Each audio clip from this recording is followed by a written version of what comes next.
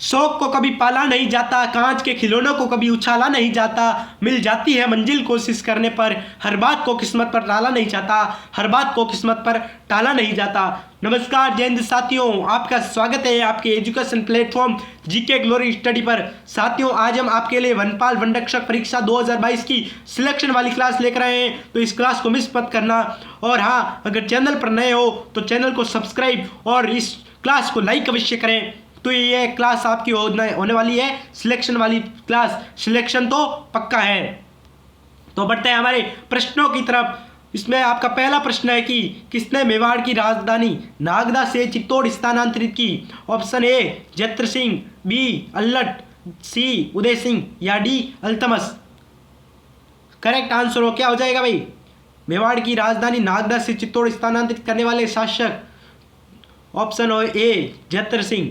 कब की, क्यों की? जब दिल्ली के सुल्तान इल्तुतमिश ने इनके शासनकाल में मेवाड़ राज्य पर आक्रमण किया। ये मेवाड़ के शासक 1213 ईस्वी में बने, तो इनके शासनकाल में इल्तुतमिश ने इनके मेवाड़ राज्य पर आक्रमण किया, अपने अधिकार में लाना चाहा। तो नागदा को लेकर इल्तुतमिश और जैत्र सिंह के बीच 1227 में भूताला का युद्ध लड़ा गया। कौन सा युद्ध? भूताला का युद्ध। क्वेश्चन आ जाएगा, भूताला का युद्ध किसके बीच लड़ा गया? इल्तुतमिश और जैत्र सिंह। जब भूताला का युद्ध लड़ा गया, हालांकि इस युद्ध में जैत्र सिंह की तो विजय हुई, लेकिन नागदा पूरी तरह से क्षतिग्रस्त हो गया। इस कारण जैत्र सिंह ने अपनी नई राजधानी चित्तौड़ को बनाया, और इनके शासनकाल को स्वर्णकाल भी कहा जाता है। इन शासनकाल को स्वर्णकाल भी, मेवाड़ का स्वर्णकाल भी कहा जाता है। तो मेवाड़ का स्वर्णकाल किसके शासनकाल को कहते हैं? ये प्रश्न आ जाए तो वो इसका आंसर हो जाएगा जैत्र सिंह। अगले प्रश्न की तरफ बढ़ते हैं, जो कि आपकी मोबाइल स्क्रीन पर कुछ इस प्रकार है कि राजस्थान में गेटोर की छत्रियां किस राजवंश की है? किस राजवंश की है भाई गेटोर की छत्रियां? ऑप्शन ए हाड़ा, सिसोदिया, परमार या कछवाहा। हाड़ा, सिसोदिया, परमार, कछवाहा। किस राजवंश की है गेटोर की छत्रियां? कछवाहा राजवंश की है। ये कहाँ पर स्थित है? ये नाहरगढ़ जयपुर में स्थित है। सर, ये नाहरगढ़ जयपुर में स्थित है। 18वीं सदी की है भाई, ये 18वीं सदी नाहरगढ़ जयपुर में स्थित है। और यहाँ पर कौन कौन से शासकों की छत्रियां स्थित है? तो सर, यहाँ पर जयसिंह द्वितीय से लेकर मानसिंह द्वितीय, जयसिंह से मानसिंह द्वितीय तक की छत्रियां यहाँ पर स्थित है। क्लियर हो गया सबके? अगला प्रश्न इस प्रकार है कुछ कि जाल वृक्ष और मोरपंख को किस संप्रदाय के अनुयायी पवित्र मानते हैं? Option number A Dadupanth, B Bishnoi संप्रदाय, सी जसनाती संप्रदाय या डी लालदासी संप्रदाय। करेक्ट आंसर क्या हो जाएगा? करेक्ट आंसर हो जाएगा जसनाती संप्रदाय। जसनाती संप्रदाय के लोग जाल वृक्ष और मोरपंख को अपना पवित्र मानते हैं। इनके प्रवर्तक है जसनाथ जी इनके प्रवर्तक है। और इस संप्रदाय की प्रमुख विशेषता क्या है? इस संप्रदाय की प्रमुख विशेषता है कि ये धधकते अंगारों पर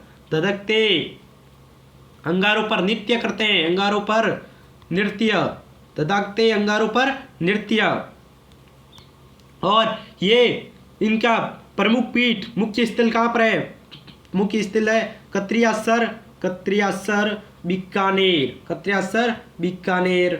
बीकानेर में इनका मुख्य स्थल है। और ये 36 नियमों का पालन करते हैं। विष्णोई संप्रदाय कितने नियमों का पालन करता है? विष्णोई संप्रदाय 29 नियमों का पालन करता है। और विष्णोई संप्रदाय के प्रवर्तक जाम्बोजी विष्णोई संप्रदाय के प्रवर्तक है। अगला प्रश्न, राजस्थान के सबसे बड़े चिड़ियाघर जयपुर की स्थापना किसके द्वारा की गई? ऑप्शन है सवाई मानसिंह, सवाई राम सिंह, सवाई जय सिंह या सवाई प्रताप सिंह। किसने की जयपुर के सबसे बड़े चिड़ियाघर की स्थापना? किसने की भाई? कौन थे वो? वह थे सवाई राम सिंह। कब की? 1876 में। कहाँ की? कि सर ये तो जयपुर में की, यहाँ पर क्वेश्चन में सीधा ही है। 1876 में की। और इसको 2 भागों में बांटा गया था। इसको कितने भागों में बांटा गया था? 2 भागों में बांटा गया था। कौन कौन से 2 भाग है भाई? पहला भाग किसके लिए है? पहला भाग है स्तनधारियों के लिए। किसके लिए? स्तनधारियों के लिए पहला भाग है भाई, स्तनधारियों के लिए। दूसरा भाग किसके लिए है? पक्षियों और सरीसृपों के लिए। पक्षियों और सरीसृपों के लिए। पक्षियों और सरीसृपों के लिए। ठीक है, ये भी क्लियर। अगला प्रश्न इस प्रकार की 1905 में जयपुर वर्धमान पाठशाला की स्थापना किसने की? ऑप्शन है मेजर शैतान सिंह, बी गुलाब चंद कासलीवाल, सी मास्टर भोलेनाथ या डी अर्जुनलाल सेठी। करेक्ट आंसर क्या हो जाएगा? करेक्ट आंसर हो जाएगा सर अर्जुनलाल सेठी। अर्जुनलाल सेठी ने जिसने आंसर दिया, अर्जुनलाल सेठी, बहुत ही अच्छा शानदार आंसर दिया है आपने। उन्होंने ये किसके लिए क्यों की? उन्होंने क्रांति और स्वतंत्रता का पाठ पढ़ाने के लिए, क्रांति और स्वतंत्रता का पाठ पढ़ाने के लिए कौन से? राष्ट्रीय विद्यापीठ जैन वर्धमान पाठशाला, राष्ट्रीय विद्यापीठ जैन वर्धमान पाठशाला की स्थापना की। कब की भाई? सर ये तो 1905 में की, हमें क्वेश्चन में दिख रहा है। अगला प्रश्न जो कि मोबाइल स्क्रीन पर इस प्रकार है कि डूंगरपुर राज्य में गुहिल राजवंश का संस्थापक कौन था? ऑप्शन है आस्करण, शेषमल, सामंत सिंह या उदय सिंह। कौन था भाई गोहिल राजवंश का संस्थापक डूंगरपुर राज्य में? तो वह था सामंत सिंह। सामंत सिंह हो जाएगा। सैम सिंह का पुत्र सामंत सिंह, सैम सिंह का पुत्र था ये सामंत सिंह। और कब की भाई? 1178 को 1178 ईस्वी के लगभग वागड़ के शासक, कहाँ के शासक? वागड़ के शासक कौन थे? वागड़ के शासक चौरासी वागड़ के शासक चौरासीमल को पराजित कर इन्होंने यहाँ गुहिल राजवंश की स्थापना की। विज्ञान के क्षेत्र में किस शासक का योगदान उल्लेखनीय माना जाता है भाई?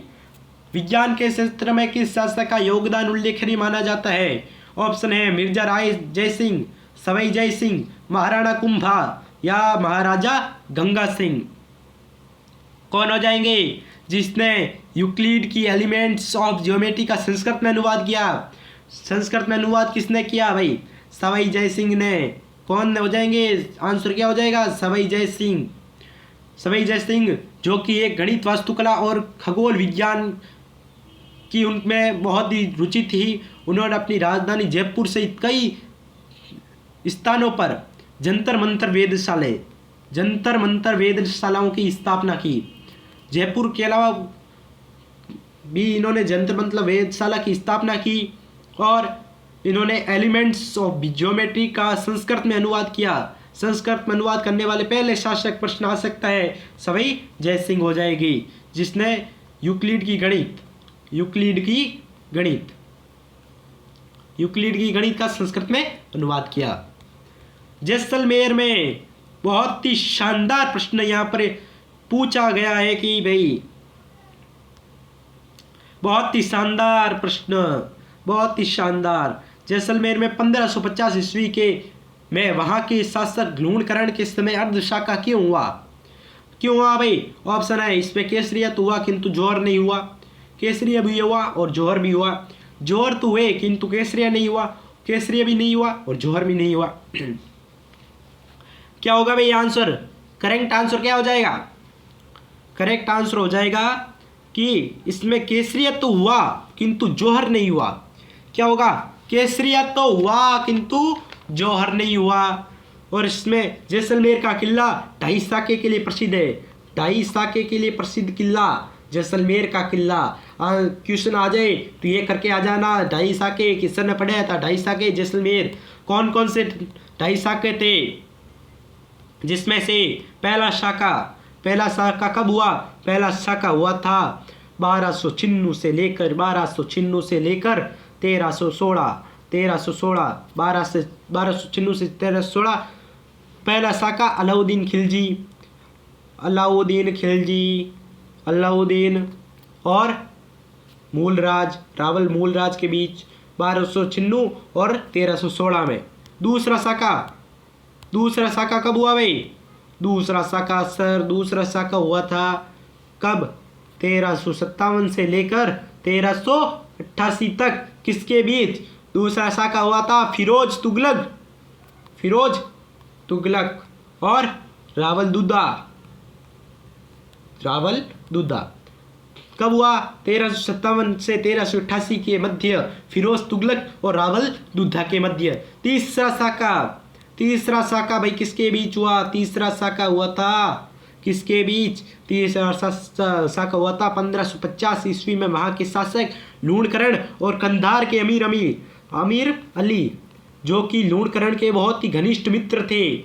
अमीर अली लूणकरण के घनिष्ठ मित्र थे। तो वहाँ साका हुआ था। वो साका अर्ध साका के नाम से जाना जाता है क्योंकि जब इनके बीच युद्ध हुआ तो अमीर अली ने धोखे से लूणकरण की हत्या कर दी, तो विश्वासघात करके उन्हें मार दिया। परंतु यहाँ पर भाटियों की क्या हो गई? विजय हो गई भाई। पार्टी जीत गई। पार्टी की जीत हो गई। भाटियों की जीत हो गई। और भाटियों की जीत होने के कारण महिलाओं ने जोर नहीं किया। किंतु केसरिया तो हुआ था, क्योंकि युद्ध का आगाज तो हुआ था। युद्ध तो हुआ था लेकिन जोर नहीं हुआ, क्योंकि भाटियों की जीत हो गई थी। इसलिए यह घटना अर्ध साका के नाम से कहलाती है। अगला प्रश्न, अजमेर के डोगरा कांड में कौन सा क्रांतिकारी शामिल था? अजमेर के डोगरा कांड में कौन सा क्रांतिकारी शामिल था? पंडित ज्वाला प्रसाद शर्मा, पंडित हरिनारायण, अर्जुनलाल सेठी या विजय सिंह पथिक? कौन सा ऑप्शन भाई करेक्ट होगा? जल्दी से जल्दी कमेंट करो। कौन सा? पंडित ज्वाला प्रसाद शर्मा। और 4 अप्रैल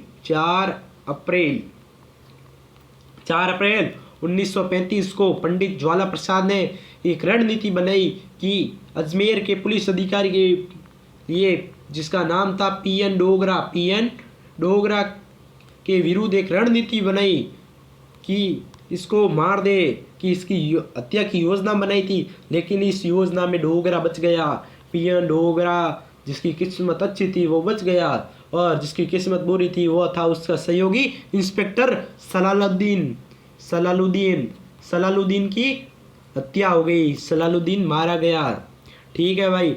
अगला प्रश्न, कितने रजवाड़ों एवं राज्यों के एकीकरण से राजस्थान राज्य बना? कितने रजवाड़ों एवं राज्यों के एकीकरण से राजस्थान बना? ऑप्शन है 16, 18, 14 या 19। कितने थे? 19 थे। 19 तो वहाँ थी देसी रियासतें। 19 थी देसी रियासतें। कितनी थी? 19 थी। और 3 थे ठिकाने। 3 ठिकाने थे। और एक था जो कि केंद्र शासित प्रदेश था।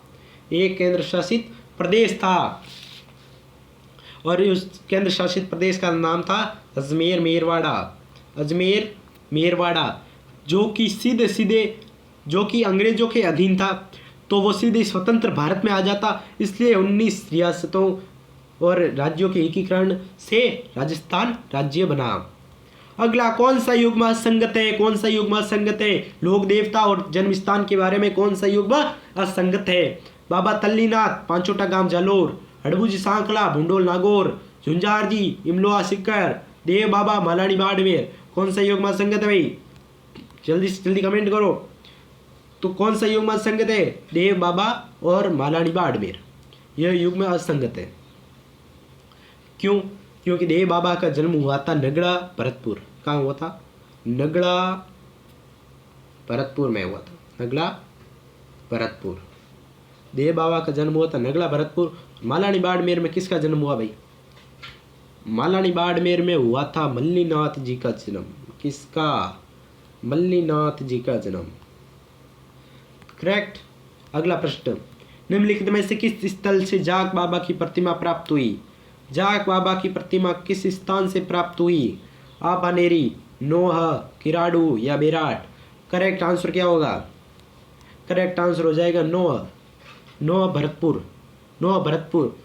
नोह भरतपुर से यहाँ जाग बाबा की 5 मीटर ऊंची प्रतिमा प्राप्त हुई। 5 मीटर ऊंची जाग बाबा की प्रतिमा प्राप्त हुई थी। और जाग बाबा को गुजरात राज्य के कच्छ जिले में जाग बोटेरा, जाग दादा जाग बाबू को गुजरात राज्य के कच्छ, गुजरात के कच्छ में इनको अपना आराध्य देव माना जाता है। और वहाँ पर जाग बाबू को जाग बोठेरा, जाग दादा, 72 यक्ष, ये आदि नामों से यहाँ इनको पुकारा जाता है। पहला राजस्थान खेल रत्न पुरस्कार प्राप्त करने वाला राज्य का पहला खिलाड़ी जिसने खेल रत्न पुरस्कार प्राप्त किया कौन था भाई? ऑप्शन है लिम्बाराम, करणी सिंह, दुर्गाराम या सलीम दुर्रानी। कौन था? प्रसिद्ध तीरंदाज, यहाँ पर चलो हिंट भी दे देता हूँ, तीरंदाज था। कौन था भाई? लिम्बाराम था। और इन्हें 1995-96 में राजस्थान खेल रत्न पुरस्कार से सम्मानित किया गया।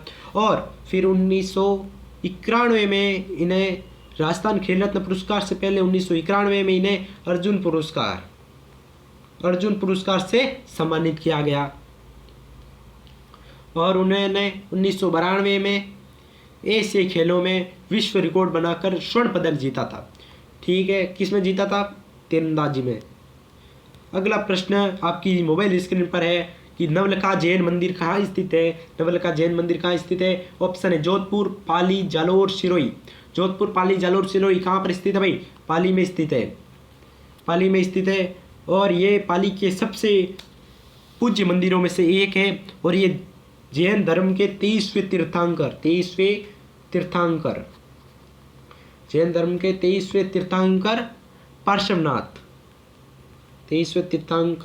पार्श्वनाथ को समर्पित है।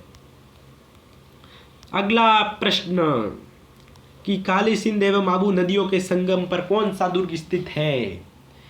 कौन सा दुर्ग है? जल दुर्ग। कौन सा है भाई? जल दुर्ग। अब बता दो। चित्तौड़ का दुर्ग, गागरोन का दुर्ग, सुवर्ण दुर्ग या उक्त सभी। हिंट देता हूं, जल दुर्ग के नाम से कौन सा दुर्ग पुकारा जाता है भाई? अरे गागरोन का दुर्ग, जिसे हम जल दुर्ग के नाम से भी पुकारते हैं, गागरोन का दुर्ग। इसका निर्माण किसने करवाया? गागरोन के दुर्ग का निर्माण किसने करवाया? इसका निर्माण ढोड महाराज कौन थे? ढोड महाराज बीजल देव ने इसका निर्माण करवाया। कब करवाया? 12वीं सदी में करवाया था। ढोड महाराज बीजल देव ने करवाया था। और यहाँ पर 14 युद्ध हुए। 4 युद्ध और 2 ज्वार। 4 युद्ध हुए और 2 ज्वार हुए। और यह उत्तर भारत के एकमात्र ऐसा दुर्ग है जो चारों ओर से पानी से घिरा हुआ है, इसलिए इसे जल दुर्ग कहते हैं। ठीक है, इसलिए इसे जल दुर्ग के नाम से भी पुकारा जाता है। महाराणा प्रताप ने चावंड को अपनी राजधानी बनाया, जो मेवाड़ की राजधानी कब से कब तक रही? चावंड को महाराणा प्रताप ने अपनी राजधानी बनाया था, जो मेवाड़ की राजधानी रहा। ऑप्शन है 1570, 1675, सॉरी यहाँ पर 1545 नहीं होकर 1585 है। ठीक है, और डी 1615। कौन सा है भाई करेक्ट? यहाँ पर करेक्ट हो जाएगा ऑप्शन नंबर सी करेक्ट हो जाएगा। 1585 के लगभग जब पश्चिमी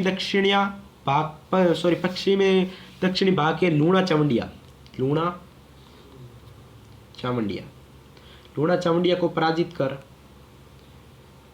कर चावंड को अपनी आपातकालीन राजधानी बनाया महाराणा प्रताप ने।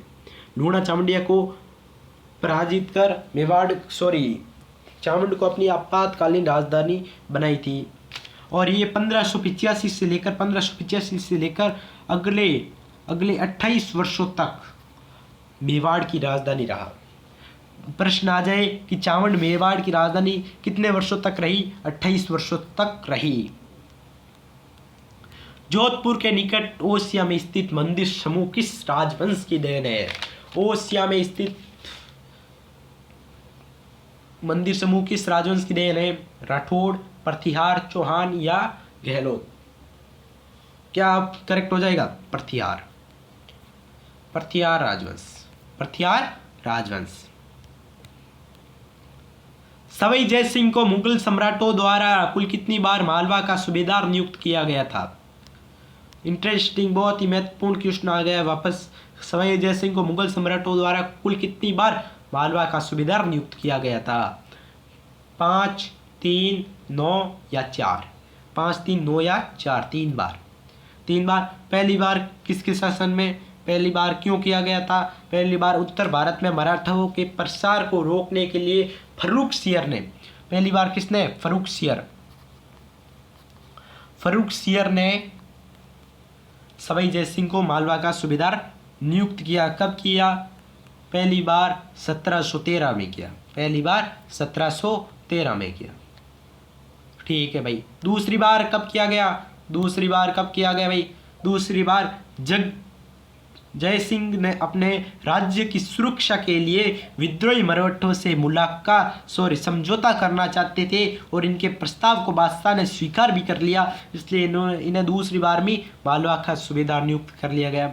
अब तीसरी बार क्यों किया? तीसरी बार कब किया गया? तीसरी बार मालवा की बिगड़ती हुई स्थिति को देखकर मुगल सम्राट मुहम्मद बंगस, जो कि मालवा की सूबेदार पद पर थे, उनको हटा दिया गया और 1732 में सवाई जय सिंह को तीसरी बार मालवा का सूबेदार घोषित कर दिया गया। तीसरी बार। शासकों की यशोगाथा वाले शिलालेखों को क्या कहते हैं? स्मारक, ताम्रपत्र, यशोगाथा या प्रशस्ति? क्या कहता है भाई? प्रशस्ति। ठीक है, ये भी क्लियर। नाथद्वारा में श्रीनाथ जी की मूर्ति को किसने प्रतिष्ठित करवाया? ये नाथद्वारा में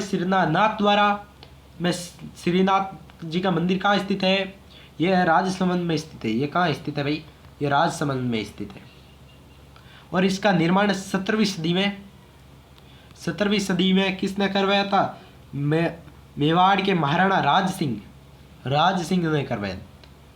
और इस मंदिर में स्थापित कृष्ण जी की मूर्ति को वृंदावन से लाया गया था। वृंदावन से, यहाँ पर जो कृष्ण जी की मूर्ति है वृंदावन से लाया गया था। और ये मंदिर कौन सी संप्रदाय का प्रमुख है भाई? ये मंदिर कौन सी संप्रदाय का प्रमुख है? ये मंदिर है कौन से? वैष्णव संप्रदाय के लिए, वैष्णव संप्रदाय का ये मंदिर प्रमुख मंदिर है। कौन सा? श्रीनाथ जी का मंदिर। 1572-73 ईस्वी में अकबर ने जोधपुर किसको सुपुर्द किया? जोधपुर ऑप्शन है मोटा राजा उदय सिंह, बीकानेर के राय सिंह, आमेर के मान सिंह या मालदीव के ज्येष्ठ पुत्र राम सिंह। ऑप्शन हो जाएगा उदय सिंह। क्या ऑप्शन हो जाएगा? उदय सिंह। जब 1531 में रतन सिंह द्वितीय की हत्या कर दी गई और उनके भाई महाराणा विक्रमादित्य सिंह द्वारा यहाँ का उत्तराधिकार ले लिया गया, तो बाद में 1273 ईस्वी में अकबर ने उदय सिंह को जोधपुर सुपुर्द कर दिए गए। तो ये थी आज की वनपाल वनरक्षक की महत्वपूर्ण क्लास। उम्मीद है आपको पसंद आई तो इस क्लास को शेयर करें, लाइक करें, कमेंट करें और चैनल को सब्सक्राइब अवश्य करें, ताकि ऐसी आपको वनपाल वनरक्षक भर्ती परीक्षाओं की तैयारी करवाई जाएगी। तो इस क्लास को शेयर ज़्यादा से ज़्यादा करें अपने मित्रों के साथ और चैनल को सब्सक्राइब अवश्य करें। Thank you.